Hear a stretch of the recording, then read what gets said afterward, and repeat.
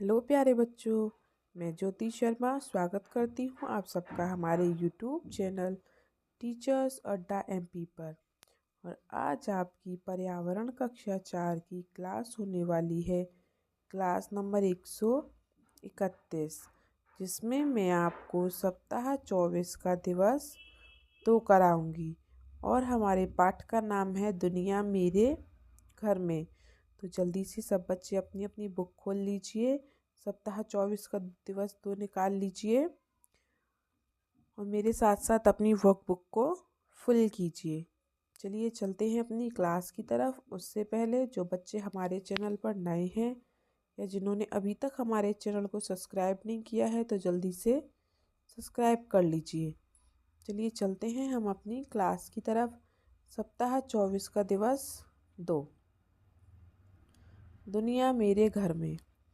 आज हमारे सीखने के बिंदु हैं परिवार, पास पड़ोस में व्याप्त जाति आधारित भेदभावपूर्ण व्यवहार पर अपनी बात कहते हैं और ईमानदारी पूर्ण व्यवहार विकसित होना।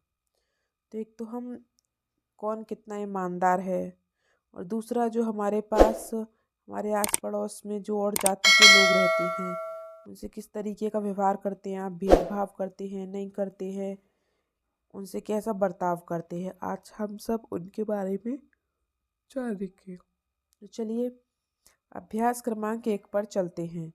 ईमानदारी से संबंधित कोई कहानी लिखिए।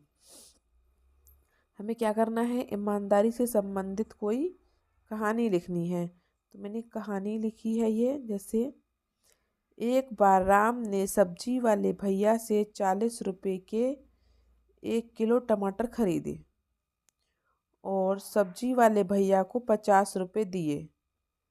सब्जी वाले ने राम को 30 रुपए वापस कर दिए। तब राम ने बताया, भैया 10 रुपए वापस करने हैं। क्यों? जब उसने 1 किलो टमाटर लिए तो 40 के होंगे, तो 10 रुपये वापस करेगा। लेकिन वो समझ रहा था कि आधी किलो टमाटर लिए हैं, तो वो क्या कर रहा था, 30 रुपये वापस कर रहा था सब्जी वाला। लेकिन फिर राम ने ईमानदारी दिखाई और कहा, भैया आपको मुझे 30 रुपये वापस नहीं करने, आपको मुझे 10 रुपये वापस करने हैं। तो इसे कहते हैं ईमानदारी।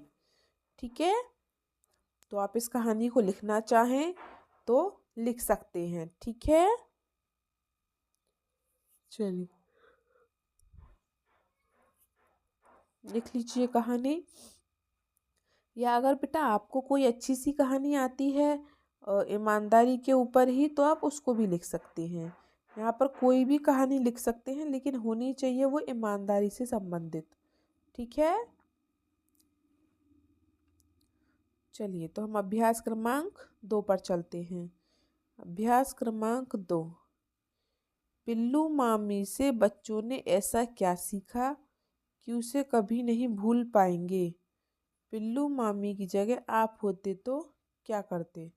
तो बच्चों ने पिल्लू मामी से क्या सीखा था, उन्होंने ईमानदारी सीखी थी। उन्होंने, ये कहानी आपने पढ़ी है पिल्लू मामी वाली। मैंने कहा है ना, जब भी आप कोई सप्ताह किया करो उससे पहले आप बेटा अपनी वर्कबुक, जो आपकी किताब है, उसको पढ़ लिया करो, है ना। तो पिल्लू मामी ने बच्चों को ईमानदारी सिखाई थी, और अगर हम उनकी जगह होते तो हम क्या करते, हम भी ईमानदारी दिखाते। ठीक है, चलिए लिख लीजिए। फिर हम चलते हैं अभ्यास क्रमांक 3 पर।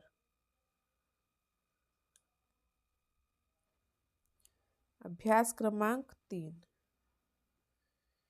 क्या आप किसी ऐसे व्यक्ति को जानते हो जो अक्षय की दादी की तरह सोचते हैं।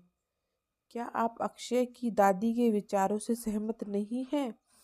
तो आपने वाली कहानी पढ़ी है अक्षय वाली, इसमें आई है छोटी सी कहानी।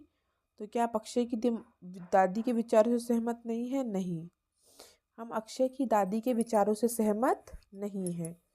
ठीक है, क्यों? क्योंकि वो बच्चों को भेदभाव करना सिखा रही थी, तो ये बात गलत है। ठीक है, हमें भेदभाव नहीं करना चाहिए। हम अगले क्वेश्चन पर चलते हैं, अभ्यास क्रमांक 4 पर। खुले मन से सोच विचार करें, छुआछूत की सोच को समाज से दरनिकार करें। आप भी छुआछूत के प्रति जागरूकता कोई एक स्लोगन लिखिए। जैसे इसने एक नारा लिख के दिखाया है, ऐसे हमें छुआछूत के ऊपर एक नारा लिखना है। तो मैंने नारा लिखा है, छुआछूत को न दे सम्मान, सबको माने एक समान। ठीक है, छुआछूत को सम्मान नहीं दें, सबको एक समान ही माने। ठीक है बेटा, तो सब बच्चे नारा लिख लीजिए। चलिए, तो आज तक की आपकी क्लास इतनी थी। आपको वीडियो कैसी लगी कमेंट बॉक्स में ज़रूर बताएं। वीडियो को लाइक करें, अपने दोस्तों के साथ शेयर करें और सब्सक्राइब करना ना भूलें। मिलते हैं हम आपसे अगली क्लास में। तब तक के लिए आपका दिन शुभ हो। Have a nice day.